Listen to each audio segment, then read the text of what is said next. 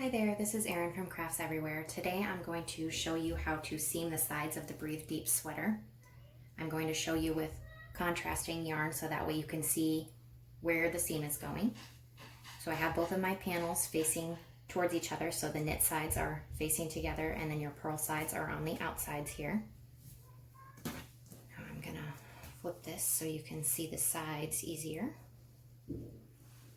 Okay, so for this one, I'm going to do a split brim, so I'm not going to be seaming the ribbing rather. I did a split ribbing, so I'm not going to be seaming the ribbing.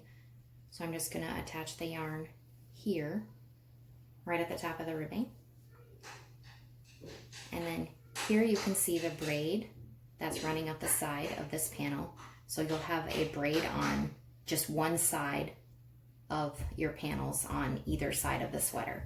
So this is the side that has the braid here, and so you want this on the outside of the sweater. So to start your seam, you attach it here at the ribbing, and then you are going to be sewing into the round right beside the braid. So here you can see I placed the stitch there. It's basically just modified mattress stitch. And I'm going to do this loose so you can see. So now I'm going into the next stitch above where I attached the yarn on the other side. And now I'm coming over here and I'm going to go into the next stitch above right beside the braid. That's the key. So that way, all right, and this one, the other side you'll be going just onto the edge. Right beside, oops.